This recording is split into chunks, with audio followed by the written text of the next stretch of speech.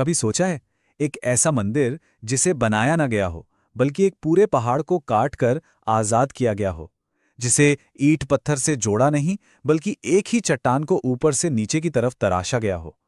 चलिए, आज एलोरा के कैलाश मंदिर की इसी पहेली को सुलझाते हैं, जो बड़े बड़े इंजीनियरिंग एक्सपर्ट्स को भी हैरान कर देती है। और यहीं पर सबसे पहला और सबसे बड़ा सवाल खड़ा होता है, भला कोई भी चीज ऊपर से नीचे की तरफ कैसे बना सकता है?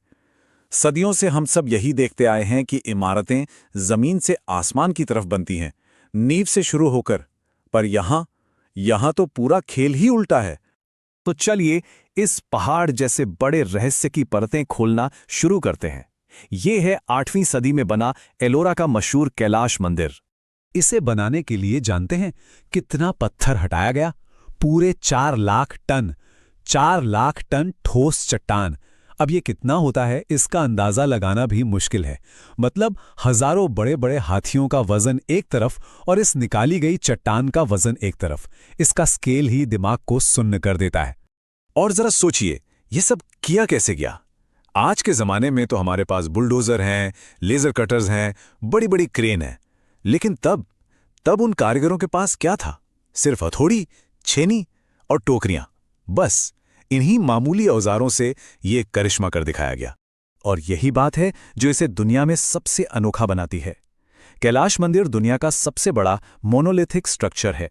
मोनोलिथिक यानी एक ही पत्थर से बना हुआ।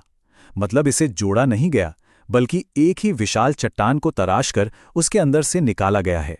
तो ये एक बिल्डिंग से कहीं ज्यादा एक पहाड़ के साइज का स्कल्पचर है।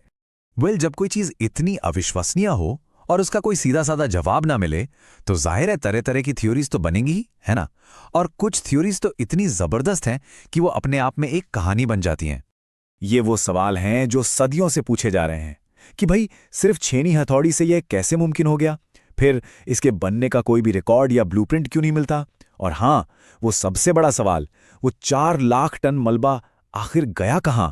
क्या यह सच में इंसानों का काम था? और जब लॉजिक से जवाब नहीं मिलता, तो लोग एलियंस और खोई हुई टेक्नोलॉजी जैसी बातों पर आ जाते हैं। हाँ, कुछ थ्योरीज कहती हैं कि इसे एलियंस ने बनाया, या फिर हमारे पूर्वजों के पास कोई ऐसी एडवांस टेक्नोलॉजी थी जो अब खो चुकी है। लेकिन सच अक्सर कल्पना से भी ज्यादा हैरान करने वाला होता है। इन सारी वाइल्ड थ्योरीज के पीछे एक जीनियस इंजीनियरिंग मेथड है। एक ऐसा तरीका जो इम्पॉसिबल को पॉसिबल बना देता है। और उस कमाल की तकनीक का नाम है वर्टिकल एक्सकेवेशन, यानी ऊपर से नीचे की तरफ खुदाई। इसका कॉन्सेप्ट बहुत सिंपल है। बिल्डिंग को नीचे से ऊपर मत बनाओ, पहाड़ को ही ऊपर से नीचे काटना शुरू कर दो। माइंड ब्लोइंग है ना? इस एक आइडिया ने कंस्ट्रक्शन के सारे नियम ही बदल दिए। तो ये मास्टर प्लान काम कैसे करता था? देखिए, 4 आसान स्टेप्स। स्टेप 1, पहाड़ के बिल्कुल टॉप पर पूरे मंदिर का एक मास्टर ब्लूप्रिंट बनाया गया। स्टेप 2, फिर उस ब्लूप्रिंट के चारों तरफ 3 बड़ी बड़ी खाइयां खोदी गईं, सीधा नीचे की तरफ। इससे मंदिर का ब्लॉक पहाड़ से अलग हो गया। स्टेप 3, अब जो चट्टान अलग हुई थी उसे बाहर से तराशा गया, पूरी डिटेलिंग के साथ। और आखिरी स्टेप, अंदर जाकर उसे खोखला किया गया। एक एक कमरा, एक एक खंबा, सब कुछ अंदर से बनाया गया। इस मेथड में सबसे बड़ा चैलेंज पता है क्या था? कोई अंडू बटन नहीं था। एक बार गलती से पत्थर कट गया तो बस कट गया, उसे वापस जोड़ा नहीं जा सकता था। इसके लिए जबरदस्त प्लानिंग, परफेक्ट एग्जीक्यूशन और शायद कई पीढ़ियों तक चलने वाला विजन चाहिए था। ओके, तो अब हमें ये तो पता चल गया कि ये बना कैसे, पर वो दूसरा बड़ा सवाल अभी भी बाकी है। वो लाखों टन मलबा आखिर गया कहां?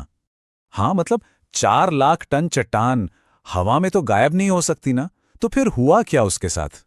और इसका जवाब हमारे पूर्वजों की शानदार प्लानिंग में छिपा है। उन्होंने उस निकाले गए पत्थर को वेस्ट माना ही नहीं, वो कचरा था ही नहीं, बल्कि उसे बहुत ही स्मार्ट तरीके से आसपास ही इस्तेमाल कर लिया गया।